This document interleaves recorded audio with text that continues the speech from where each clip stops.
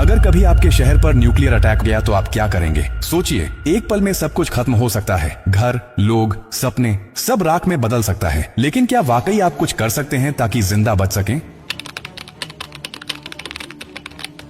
हाँ, अगर आप अभी से तैयार हैं, ये जानकारी जिंदगी और मौत के बीच की दूरी तय कर सकती है। क्योंकि जब एक न्यूक्लियर बम गिरता है तो सिर्फ धमाका ही नहीं होता, उसके बाद शुरू होता है वो खतरनाक खेल जिसे कहते हैं रेडिएशन फॉलआउट। और उसमें जो जिंदा बचता है वो भी धीरे धीरे मरने लगता है। सबसे पहले जानिए कि जैसे ही न्यूक्लियर बम गिरता है, एक तेज सफेद रोशनी आपके सामने आती है। इस रोशनी को देखना मतलब अपनी आंखों की रोशनी खो देना। आप अंधे हो सकते हैं स्थायी रूप से। इसलिए पहला कदम, जैसे ही धमाके की खबर मिले या रोशनी दिखे, तुरंत जमीन पर लेट जाइए, अपनी आंखें और कान बंद कर लीजिए और चेहरे को किसी कपड़े से ढक लीजिए। ये पहली रक्षा है। अब सवाल उठता है कि कहां जाएं? तो याद रखिए, अगर आपके आसपास कोई मेट्रो स्टेशन है, बेसमेंट है, अंडरग्राउंड पार्किंग है, तो वहीं भागिए, क्योंकि जमीन के नीचे रहना न्यूक्लियर फॉलआउट से बचने का सबसे कारगर तरीका है। लेकिन अगर कुछ नहीं है तो अपने घर को ही शेल्टर बनाना पड़ेगा। सारी खिड़कियां, दरवाजे बंद कर दीजिए। हर छोटी छोटी दरार को भी किसी कपड़े, टेप या गत्ते से बंद कीजिए। हवा का एक भी रास्ता नहीं खुला रहना चाहिए। अटैक से पहले या जैसे ही खबर मिले, आपके पास सिर्फ कुछ मिनट होंगे। उसी वक्त पानी भरिए, बाल्टी, बोतल, ड्रम, जो भी है।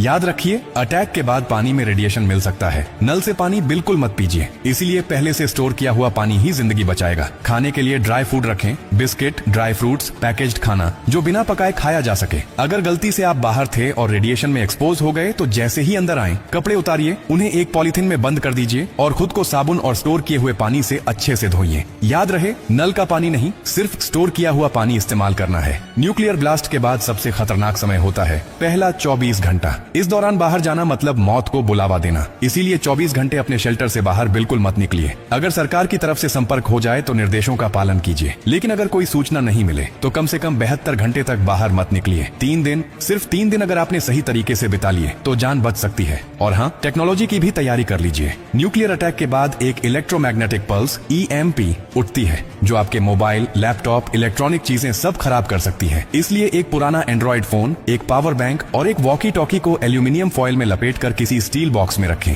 ये आपको बाकी दुनिया से संपर्क में रखेगा। सबसे जरूरी बात, घबराइए मत, पैनिक नहीं करना है। हर फैसला सोच समझ कर लीजिए, क्योंकि न्यूक्लियर अटैक एक टाइम गेम है। जो जितना शांत रहेगा, उसकी जान बचने के चांस उतने ही ज्यादा होंगे। और याद रखिए, ये जानकारी सिर्फ आपके लिए नहीं, बल्कि आपके परिवार, दोस्तों, पड़ोसियों और पूरे समाज के लिए है। क्या आप अकेले सुरक्षित रहना चाहते हैं? नहीं ना? तो इस जानकारी को हर उस इंसान तक पहुंचाइए जिसकी जिंदगी की आपको परवाह है। हो सकता है आपकी एक शेयर से किसी माँ का बच्चा जिंदा रह जाए, किसी पिता की आखिरी उम्मीद बच जाए, किसी बहन का भाई लौट कर घर आ जाए। और यही तो असली इंसानियत है। और हाँ, जब आप जिंदगी बांट रहे हैं तो एक वादा भी कीजिए। डॉक्टर कार्डियो की हर पोस्ट से कुछ सीखेंगे और दूसरों को भी सिखाएंगे, क्योंकि हमारा मकसद सिर्फ कंटेंट नहीं, आपकी सुरक्षा है, आपकी जिंदगी है।